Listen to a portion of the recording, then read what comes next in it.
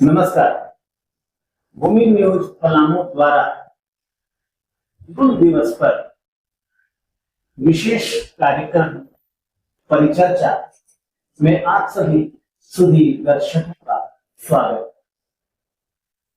हूल दिवस प्रतिवर्ष 30 जून पूरे झारखंड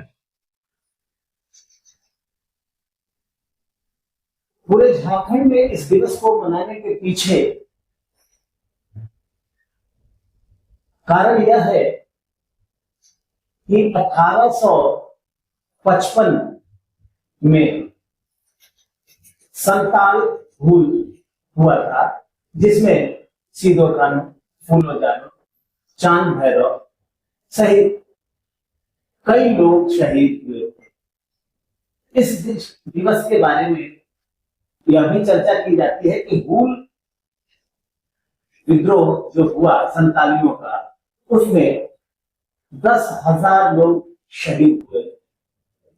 10,000 तो अखबारों की रिपोर्ट, लेकिन बिपिन चंद्र के इतिहास में लिखा गया है कि 40,000 लोग शहीद हुए। तो इस हूल दिवस के अवसर पर हम संतालियों के शहादत और विद्रोह के मूल्यों को हम याद कर रहे हैं। परिचर्चा में उपस्थित अपने तमाम अतिथियों का हम हार्दिक अभिनंदन करते हैं, स्वागत। हूल दिवस के पर जब हम चर्चा करते हैं तो हूल दिवस को जब याद करते हैं तो हमारे सामने यह बात सामने आती है कि हूल का मतलब क्या होता है। और हूल का मतलब अगर जानते हैं, हूल की शुरुआत कब हुई थी, इस विषय में हम चाहेंगे गोविंद प्रसाद जी। सबसे पहले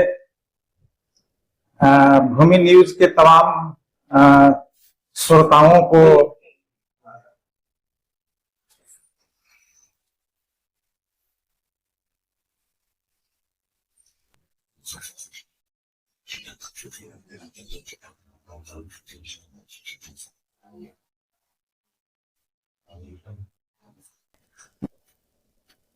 हूल दिवस पर आयोजित परिचर्चा में उपस्थित अपने अतिथियों का हम हार्दिक अभिनंदन करते हैं और स्वागत करते हैं। जब हम हूल दिवस पर चर्चा कर रहे हैं तो हमें हूल के बारे में जानना जरूरी है। आखिर हूल शब्द क्या है? हम इस विषय पर गोविंद प्रसाद जी से आग्रह करेंगे कि हूल क्या है। सबसे पहले हूल दिवस के अवसर पर भूमि न्यूज के तमाम श्रोताओं को हार्दिक अभिनंदन करता हूं। हूल का शाब्दिक अर्थ जो है विद्रोह होता है, और हूल दिवस जो है पूरे झारखंड में जो है पूरे जोश खरोश के साथ मनाया जाता है। हूल दिवस हूल आंदोलन जो है ये भारत का जो है आदिवासियों का ये पहला सख्त जो है आंदोलन था। ये जो है 1855 में प्रारंभ हुआ और अंग्रेज एन केन प्राकेन आदिवासियों के जंगल जल जमीन पर जो है अवैध तरीके से कब्जा करने का प्रयास कर रहे थे। वैसी परिस्थिति में झारखंड के सथाल क्षेत्र के आदिवासियों ने एकत्रित होकर के आंदोलन प्रारंभ किया, जिसमें जो है सिंधु कानू या जो है से झानो फूलो झानो और कई लोग मिल करके जबरदस्त जो है आंदोलन किए। इसमें फूलो झानो जो है ये झारखंड की जो है 2 महिलाएं वीरांगना हैं जो अंग्रेजों के दांत को खट्टे कर देने का काम किए हुए थे। और इस आंदोलन में अंग्रेजों को 21 अफसरों को जो है से मार दिया गया था ये आदिवासी संथाली आदिवासियों के द्वारा। तो निश्चित रूप से ये जो है से गौरव की बात है कि झारखंड के अंदर ये पहला आंदोलन जो है प्रारंभ हुआ 1857 के क्रांति के पूर्व में। ये हम लोगों के लिए गौरव की बात है। जी बहुत बहुत शुक्रिया। कहने का मतलब है कि 1857 से पहले जब शुरू होता है जी, और 1857 को हम कहते हैं कि यह हमारा राष्ट्रीय आंदोलन, लेकिन 1855 के आंदोलन की चर्चा नहीं हो पाती है। और क्यों नहीं हो पाती है, हम इस विषय में जानना चाहेंगे अपने केडी सिंह जी, जो कि झारखंड का पूरा दौरा कर चुके हैं और झारखंड की संस्कृति को भी समझ रहे हैं। हम आपसे जानना चाहेंगे। धन्यवाद। दरअसल झारखंड उस समय तो झारखंड नहीं था, उस समय तो बल्कि बंगाल, उड़ीसा, बिहार सब एक ही था, बंगाल में था जी। और बंगाल में होने के बाद भी चर्चाएं आदिवासियों को जिस नजर से देखा जाता था, जिस रूप से लोग समझते थे, तो चर्चाएं लोगों ने किया लेकिन उसको गौण रखा गया। अगर चर्चाएं नहीं होती, चर्चा लोग नहीं करते, तो हम नहीं आज हूल दिवस मना पाते। लेकिन आमतौर से इतिहास में पढ़ाने में, कोर्सेज ऑफ स्टडी में जो शुरू में देना चाहिए था, उस समय नहीं दिया गया था।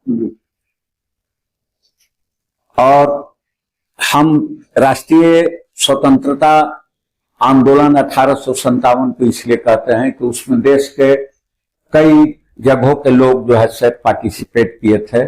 और उस समय के लिए जो भारत के जो चले आ रहे थे मुगलिया सल्तनत के अंतिम बादशाह बहादुर शाह, वो भी उसमें पार्टिसिपेट किए थे।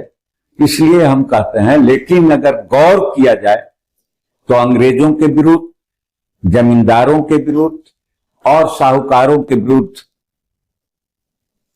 यह सबसे बड़ा भारत का स्वतंत्रता आंदोलन का पहला यह लड़ाई थी। सिर्फ विद्रोह नहीं, एक लड़ाई थी और एक संगठित लड़ाई थी। हूल का मतलब सिर्फ विद्रोह नहीं, हूल का मतलब बदलाव के लिए, खत्म, नई पुरानी चीजों को अंत, नई चीजों की शुरुआत, नया चीज। इस ओर उनकी सोच थी कि यहां से अंग्रेजी राज का समाप्ति हो, जमींदार समाप्त हो जाए, यहां से साहूकारी प्रथा समाप्त हो जाए। इस लिहाजन उन्होंने हूल का कॉल किया था। और उस दौर में जितने दिन तक कॉल हुए थे, तो सिर्फ ये नहीं था कि सिर्फ उन तक, बल्कि सिद्धू कान्हू ने अपने राज्यों के अंदर, अपने जहां जिस जगह पर थे उस इलाके में उन्होंने घोषणा कर दिया था कि किसी महिला के साथ कोई भी अत्याचार अगर करता है या वैसे लोगों के साथ, तो उनको सजाएं दी जाएगी, बहुत कठोरतम सजा दी जाती थी। इसलिए सिद्धू कान्हू बहुत ही सजग उस समय के नेता थे। उस समय के जो हूल आंदोलन का नेतृत्व जो किया, वो बहुत ही सजग थे। और उसी सजगता का परिणाम है कि हूल विद्रोह जो है से हम कहेंगे कितने लोग मारे गए, असफल हो गया, जो है से फांसी के तख्ते पर चढ़ गए। तो हमारे देश में कितने लोग फांसी के तख्ते पर चढ़ गए, भगत सिंह भी फांसी के तख्ते पर चढ़ गए, अशफाक उल्ला भी चढ़ गए, और कितने लोग जो है से जेल में चले गए। लेकिन भारत आजाद हुआ। उसी तरह से जो योगदान आज गांधी को अगर हम कहते हैं, तो ये अंतिम स्टेज के अंतिम नेता थे। और जिन लोगों ने शुरुआत किया भारत के आंदोलन का, उनका भी योगदान वही है जो और लोगों ने किया था। जब हम इतिहास का अध्ययन करते हैं तो हम देखते हैं कि उस आंदोलन में हजारों लोग शामिल हुए, जबकि उस वक्त कोई मीडिया नहीं, कुछ नहीं। एक दूसरे तक संवाद पहुंचाने का क्या माध्यम रहा होगा कि अखबार लिखता है कि 10,000, बिपिन चंद्रा के किताब में लिखा है 40,000, आखिर ये कैसे संभव हो पाया? आज जबकि इतना ज्यादा मीडिया होने के बावजूद आंदोलन में बहुत कम लोग आते हैं। तो इस प्रश्न किस रूप में देखा, इस चिंता को किस रूप में देखा, हम शिवशंकर धन्यवाद न्यूज के तमाम दर्शकों का अभिवादन है, स्वागत है। आज हूल दिवस पर हम चर्चा कर रहे हैं। जी, जैसा कि प्रेम ये आप जो विषय वस्तु को रख रहे थे, अपनी बात को रख रहे थे, ये आजादी की पहली लड़ाई थी। अलग बात है कि सिपाही विद्रोह को या 57 के आंदोलन को लड़ाई को पहला लड़ाई जाता है, लेकिन आप देखिएगा कि जो ये संस्थान परगना के आदिवासी या वहां पर रहने वाले लोग जो अपने संस्कृति के अनुसार रह रहे थे और अंग्रेजों के द्वारा जो अत्याचार किया जा रहा था वो प्रकाश का, उसके लगाम के सवाल थे, उनके इज्जतदारों के लिए सवाल थे, ये सवाल पूरे के पूरे थे।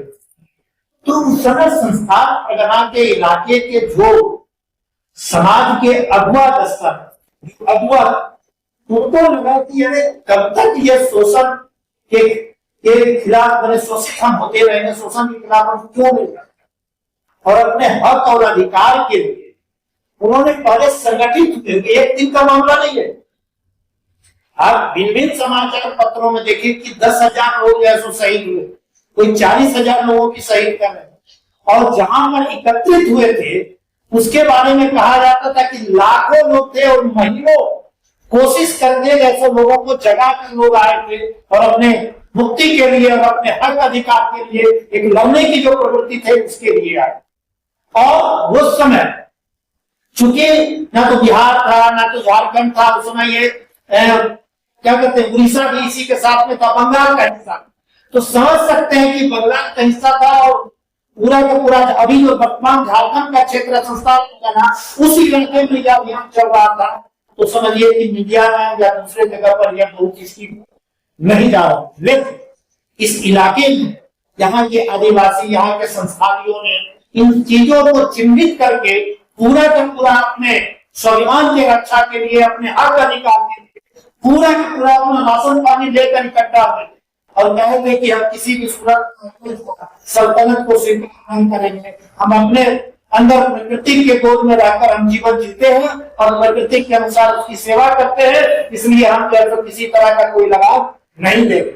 और इसमें आपको खास बात क्या है, जगह जगह पर जो अंग्रेज के कुटियाओं को या अंग्रेज के सिपाही के या अंग्रेजों को जो मालूम हुआ था, उससे बचते बचाते, उससे लड़ाई करते, उससे युद्ध करते हुए, गुरिल्ला वार करते हुए सारे के सारे इकट्ठा हुए थे। दुर्भाग्य की बात क्या है कि इस समय मीडिया ने इसको बहुत बात जाना, अगर ये जाने रहते तो ये निश्चित रूप से कहने में कोई विवेक नहीं है कि आजादी की अगर प्रथम आंदोलन की अगर रूपरेखा की बात करेंगे तो हूल दिवस या हूल विद्रोह को पहले चिन्हित करेंगे। यहाँ के गरीब मजदूर किसान सही इस तरीके के लोग हैं और वो शिक्षित भी नहीं। ये गौर कीजिएगा कि वो जो है तो अपने श्रम के बल पर काम कर रहे थे, इसलिए वो अपने हक और अधिकार और आजादी के लिए लड़ रहे थे, और आजादी हर लोगों को प्रिय होता है, इनके लिए प्रिय होता है, इसलिए एक लंबी लड़ाई का रूपरेखा तैयार करके इकट्ठा हुए थे और आंदोलन का संगठन किया। तो क्या यूं नहीं कहा जा सकता कि आदिवासी संस्कृति के केंद्र में जो स्थापित स्वतंत्रता के मूल्य थे वह उसके आंदोलन का स्रोत रहा होगा? फिर उनकी सांस्कृतिक विशेषता जो रही है कि एक दूसरे से मिलकर रहना, स्त्री पुरुष की समानता की बात कहते हैं लोग, तो वहां क्या ये सारे मूल्य तो रहे ही होंगे जी। अब हम लोग इस बात की ओर बढ़े कि हूल दिवस में हम इस बात की चर्चा अगर नहीं करते हैं तो हम अपने दर्शकों से यह बेईमानी होगी कि हूल विद्रोह जो हुआ वह संताल हूल के केंद्र में कौन कौन से मूल्य शामिल थे, हम ये बात जानना चाहेंगे। केडी सिंह। जो फूल हुआ, पहली तो बात मैं वहां से करूं कि सिर्फ उसमें आदिवासी ही समाज में, आदिवासी ही उस लड़ाई में शामिल नहीं थे। अभी पहले हमारे शिवशंकर जी ने कहा कि उसमें सभी तबके के लोग थे। जी, उसमें नाई भी थे, दलित भी थे, मुस्लिम भी थे। जो गरीब तबका था वे सारे लोग जो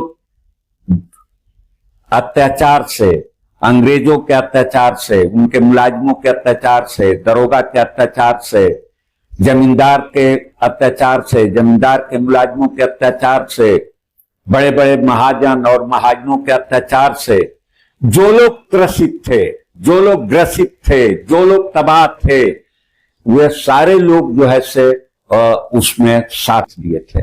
तो पहला उनका मूल्य एथिक्स का था कि यह जमीन प्रकृति का है, जी, यह जल प्रकृति का है, यह जो है से हम प्रकृति प्रदत्त हैं, तो हम पर किसी का जो है से नियंत्रण नहीं होना चाहिए। उस नियंत्रण के खिलाफ सबसे बड़ा मूल्य उनका था कि प्रकृति के देन जो उपादान है उस पर सबको समान रूप से राइट है, सबको अधिकार समान रूप से है और इस पर कोई छेड़छाड़ नहीं होना चाहिए। यह प्रकृति से जुड़े हुए जो आदिवासियों की समझ है, यह सबसे बेसिक मूल्य है कि प्रकृति के उपादान सामूहिक है, सामूहिक लोग उपभोग करें और सामूहिक रूप से उसको विकास भी करें, उस उपादान को, उसको न प्रदूषित करें न हम उसको खंडित करें। इस मूल्यों के साथ वे लड़ रहे थे। दूसरा उनका अपना ये मूल्य था कि ऐसा भी नहीं था कि वे सिर्फ आदिवासी लड़े, सिर्फ जो संथाल थे वे लड़े। मैंने कहा कि उसमें सारे जो भी गरीब तबके थे, करीब उसमें 15-16 जाति के लोग उस समाज के अंदर, वे सब लोग जो है से उस हुल आंदोलन में जो है से लड़ रहे थे। तो जहां तक और बेसिक मूल्यों का सवाल है, तो उन्होंने तो इस मूल्य को बता दिया कि हुल आंदोलन ने न सिर्फ झारखंड को उद्वेलित किया बल्कि देश के तमाम जगहों के लोगों को इस बात के लिए उद्वेलित कर दिया कि हमारा आजादी, स्वराज्य हमारा अधिकार है। यह हुल आंदोलन ने पूरे देश के अंदर 1855 में ही इस बीजारोपण कर दिया और इसी का परिणाम हुआ कि 1857 के बाद भी जितने तरह के लड़ाइयां हुए, वे लड़ाई उसी हुल आंदोलन के बुनियाद पर, उनके मूल्यों के आधार पर, उनके सोच के आधार पर किए गए थे। और जो बेसिक प्रश्न है कि लोगों ने उसको तरजीह नहीं दिया, इसलिए हम उसको थोड़ा कम उनके मूल्यों को आंकते हैं। तो हम जब दूसरा क्लास में पढ़ते थे तो हमको भी तो पढ़ाया गया था कि बिरसा ने बाघ मारा, बिरसा लकड़हारा था, बिरसा लकड़ी करने गया था, बाघ मिल गया, एक ही कुल्हाड़ी में मार दिया, इसलिए आदिवासी भगवान कहते हैं। क्या यह सच है? नहीं। कितना झूठ!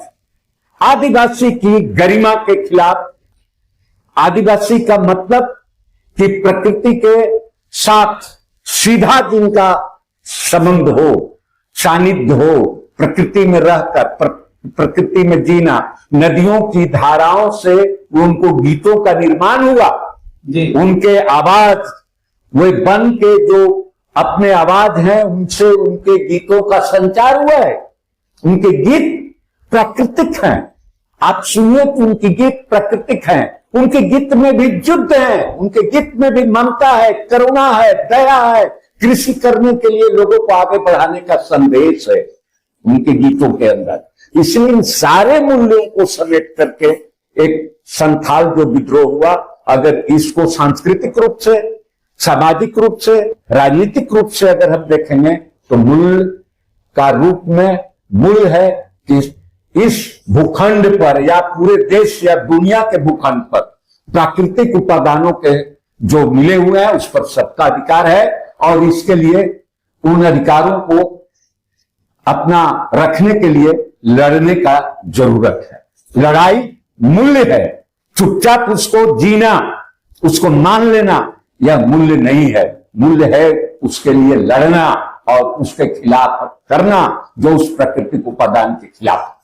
जी, बहुत बहुत शुक्रिया। बहुत अच्छी बात आपने बताया कि हूल जो हुआ उसके मूल्य, उसके केंद्र में स्थापित मूल्य जो थे वह प्राकृतिक संसाधनों के साथ जीने वाले और प्रकृति के साथ रहने वाले स्वतंत्रता को लेकर लड़ रहे थे और प्रकृति पर किसी के अधिकार को वह नहीं मान रहे थे। अब हम अंत में चलते चलते ये बात जानना चाहेंगे हम श्री शंकर से और गोविंद जी से भी, ये कि जिन मूल्यों के लिए संतान हूल हुआ, क्या वे मूल्य आज हमारे संरक्षित हैं? बस कम शब्द। जिन मूल्यों के लिए जो है आदिवासी संथाल के आदिवासियों के द्वारा आंदोलन किया गया, वह मूल्य जो है आज भी सुरक्षित नहीं है। आज भी एन केन पराकीन जो है आदिवासी के जल, जंगल, जमीन को जो है से हटाने का प्रयास किया जा रहा है। उसके जंगल जमीन को जो है से कारपोरेट घरानों के बीच बेच देने का प्रयास कर रहा है।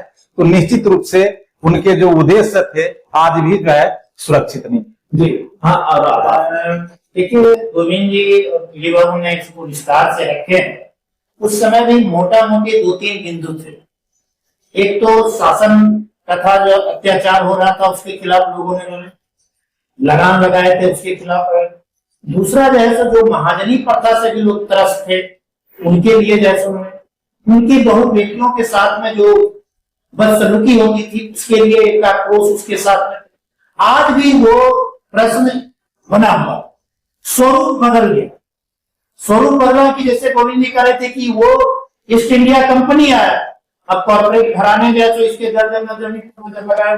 तो ऐसी परिस्थिति में हमको लगता है कि वो मुद्दे तो आज भी है और इसलिए याद करने की जरूरत है कि वर्तमान समय में इस इलाके के जो भी लोग हैं, वो जो बेहतर समाज बनाना चाहते हैं, एक बार अपने हूल दिवस के अवलोकन करें, पुनर्पाठ करें और एक अपने इज्जत आबरू के लिए, अपनी आर्थिक समृद्धि के लिए, अपनी बदहाली से मुक्ति के लिए एक बड़े आंदोलन, एक बड़ी लड़ाई की तैयारी करें।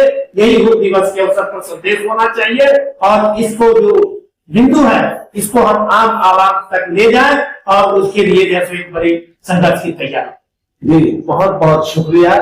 अभी आप तीनों ने बहुत ही अच्छी बातें कही है और संदेश भी दिया है। इन संदेशों पर चलकर हमें आगे बढ़ना है, क्योंकि जो मूल्य थे वह सबसे बड़ा मूल्य यह कि हम गलत कामों का विरोध करेंगे, सवाल करेंगे, यानी कि प्रतिरोध की क्षमता जो होती है, प्रतिरोध का जो गुण होता है, वह गुण संताल हूल में देखा गया।